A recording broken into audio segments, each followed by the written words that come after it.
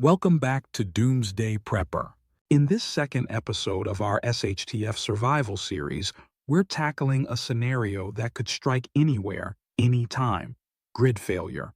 Imagine life without electricity, not for hours or days, but for weeks or even months. How would you cope?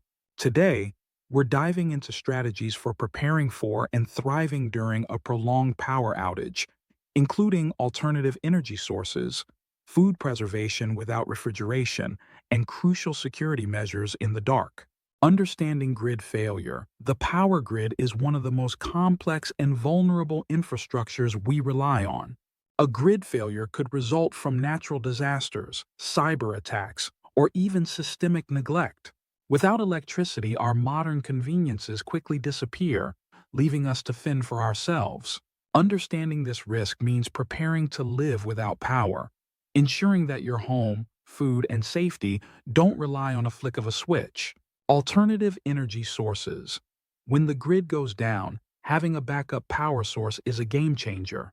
Solar panels are an excellent option. They're renewable, silent, and require minimal maintenance. Start small with portable solar generators and work your way up to a whole home solar system if your budget allows.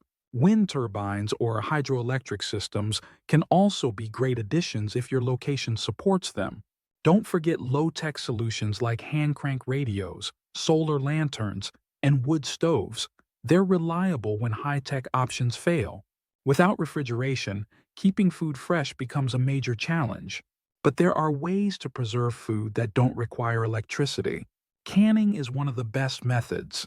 Invest in a pressure canner and start stocking up on jars and lids. Dehydrating and smoking meat are also excellent ways to extend your food's shelf life. Root cellars, which rely on the natural coolness of the earth, can store vegetables like potatoes, carrots, and onions for months. And don't forget the importance of rotating your stockpile to prevent spoilage. Water storage and filtration.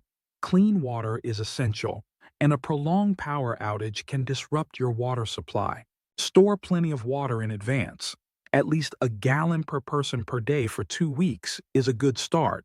But for long-term scenarios, consider rainwater harvesting systems and portable water filters. Learn how to purify water using methods like boiling, chemical treatment, or solar disinfection to ensure you always have access to safe drinking water. Security measures in the dark. In a world without power, darkness can be both a literal and figurative threat. Securing your home becomes more critical than ever. Install solar-powered motion sensor lights and keep backup batteries for flashlights and lanterns.